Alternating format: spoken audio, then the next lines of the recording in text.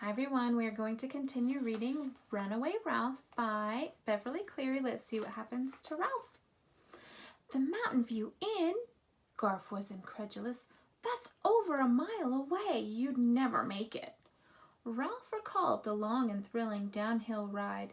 He remembered how he had thought at the time that he would never be able to go back up the mountain road.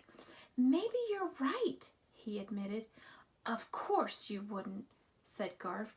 He pulled the motorcycle out of his pocket and ran his finger over the front tire. Well, for one thing, your tires would never stand the trip. They're wearing smooth. There is still a lot of mileage left in them if you ride on floors, but they won't hold up on a highway. Oh, Ralph had not considered the possibility of his tires wearing out. And another thing, said Garth, you'd probably get laryngitis from making a motorcycle noise before you were halfway there. Ralph was utterly dejected. I suppose you're right. Bad Sam, scolded Lena from the trampoline. Ralph ducked under the leaf while some campers walked past. What am I going to do? He asked pitifully as he emerged. I can't stay here with the cats. I'm a hotel mouse. I'm not used to living on weed seeds out in the cold. When winter comes, I'll probably die if the cats don't get me first. I've got to try to make it back to the hotel. Well, you should have thought about things like that before you ran away, chided Garth. I should, but I didn't, said Ralph coldly, and you don't have to sound like a grown-up. Sorry, apologized Garth. The dinner bell rang and campers began to run toward the dining hall. Catso, avoiding Lena with a haunted look on his furry face, darted from one hiding place to the next on his way to the kitchen door. Poor old Sam, so conscientious and anxious to please, padded dejectedly across the grass with his tail drooping. He had failed in his duty. Ralph did not have much time. Do we have an agreement or don't we? He demanded the boy. I have a better idea, said Garth. I'll take you back to the hotel myself when my family comes to get me. They'll be spending the night there before they come to pick me up the day after tomorrow. The camp doesn't serve us lunch on the day we leave, so I know we'll stop at the inn for lunch before we start for home. It's the only place around here. I could easily take you along in my pocket. This offer was more than Ralph had hoped for. But the motorcycle, he persisted. If I return the watch, will you give it back? Ralph felt he would rather perish at Happy Acres Camp than return to the hotel without his motorcycle. How will you return it? Garth was curious. You couldn't get it up on the shelf in the craft shop or up on a desk in the office. I didn't say where I would return it, answered Ralph. I said I would return it. I'll leave it somewhere where Karen is sure to find it. Garth thought this plan over. But people might think I left it there. Ralph had an answer. Not if I leave it somewhere the boys can't go. You mean the girls' bathroom? Asked Garth, visibly impressed by Ralph's idea. Maybe, said Ralph carelessly, or Karen's lodge, or the girls' dressing room by the swimming pool. You better make up your mind or you'll be late for lunch.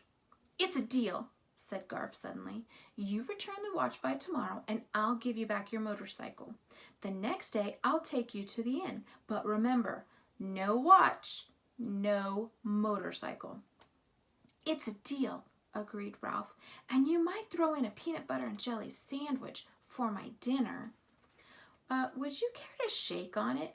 Asked Garth. Ralph extended his paw, which Garth took gently between his thumb and his forefinger. They shook. I'll meet you by the bamboo tomorrow morning after breakfast, said Garth, and he ran off toward the dining hall. If you're not there, I'll come back later. I hope I'll be there, thought Ralph. who knew that a night full of peril lay ahead of him. A peanut butter and jelly sandwich would help give him strength and courage. Over in the dining hall, the campers began to sing. You can't get to heaven on roller skates, 'cause you'll roll right past those pearly gates. You can't get to heaven with a nickel in your jeans, 'cause the Lord don't allow no slot machines. Okay, friends, that is the end of chapter 8. We're going to start quickly, chapter 9, and it is called A Dangerous Plan. I'm a failure, Ralph told himself as the bird chorus announced the dawn and a rooster crowed down by the barn. I'm a miserable, rotten failure.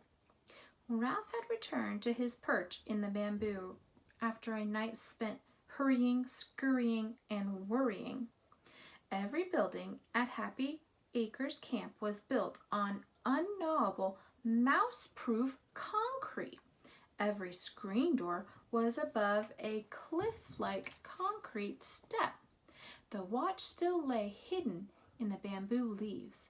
Garf would soon learn that his name would not be cleared after all, and Ralph would not get his motorcycle back. Drat! He said to himself. Drat, drat, drat. He felt especially bad because Garf actually had left a quarter of a peanut butter and jelly sandwich at the foot of the bamboo for his supper the night before. Ralph was about to climb down the bamboo to hide from Garf when the alarm clock rang and the burglar stumbled out to rouse the sleeping camp. Campers washed their faces at the wash basins outside their lodges, and then, before they went to breakfast, the girls carried their sleeping bags out to air. Some draped their unzipped bags on fences. Others, including Karen, spread theirs on the grass in the sun in the girls' area. Why, here's my chance after all, thought Ralph in wonder, as a plan, simple but dangerous, sprang into his mind. After noticing that Katza was sitting expectantly by the kitchen door waiting to be fed, Ralph leaped to the ground and found the watch under the bamboo leaves. Seizing it by the buckle on the leather strap, he began the labor of dragging the watch toward Karen's sleeping bag. The watch was heavier than Ralph had remembered. He pulled and strained and managed to tug it across the gritty path to the craft shop and into the shelter of the grass. The watch slid more easily through the grass, and Ralph soon learned to choose the smoothest way, avoiding clots of dirt and prickly weeds. The campers finished breakfast and came bursting out of the dining hall.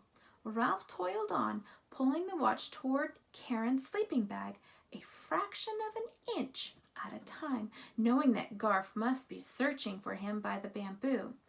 Ralph began a long, hard detour around a fallen walnut and hoped that sometime Garf would at least know he had tried, even if he might not succeed. Suddenly, the fur along Ralph's spine began to prickle, and he froze in his tracks. Catso! The hunter's eyes of the cat had caught the movement in the grass. Ralph crouched motionless beside the watch.